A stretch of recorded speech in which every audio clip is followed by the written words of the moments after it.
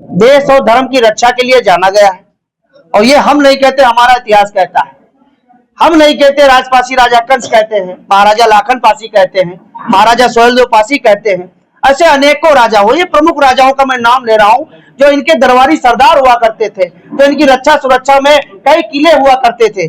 आपको बता दूं, ये वो धरती है, अवध की धरती, लखनऊ की धरती, महाराजा लाखन पासी जी की धरती, जहां पे एक सबसे बड़े जिहादी का अंत हुआ था।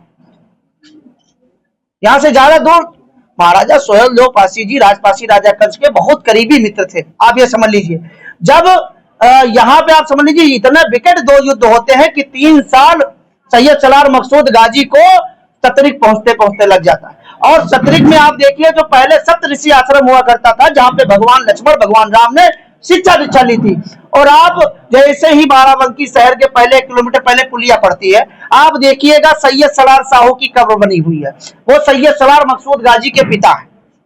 ये इतना भीषण लखनऊ का युद्ध हुआ, राजपासी राजा कंस, कसमंडी का युद्ध और लाखनकोट के युद्ध में इतना ज्यादा आहत हुए, इतना ज्यादा चोट खाए कि सतरिक में पहुंचते पहुंचते सैयद सलार मकसूद गाजी के पिता अपना दम तोड़ देते हैं।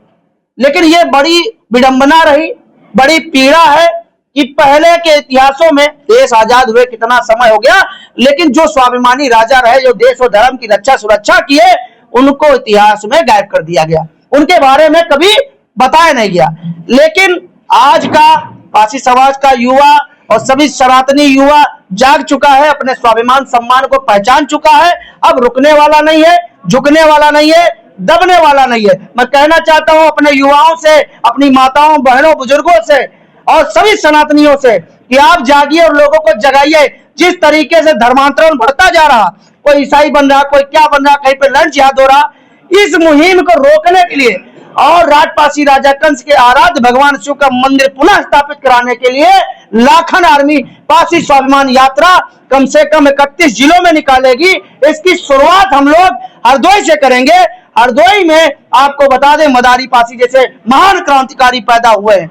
वहां पे हरदोई में एक जगह ऐसी है जो 1500 साल पुराना चौमुखी शिव मंदिर है, जो पासियों के खेत में है। 160 प्लस जातियां, जिसमें कहते हैं आदिवासी, वनवासी, विमुक्त और घुमत्त।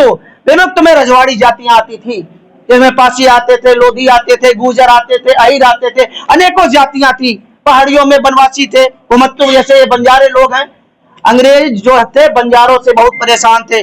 बंजारे यहाँ अंग्रेजों को मारते थे, निकल जाते थे 100 किलोमीटर दूर। तो इन जातियों को सम्मान मिले, स्वाभिमान मिले,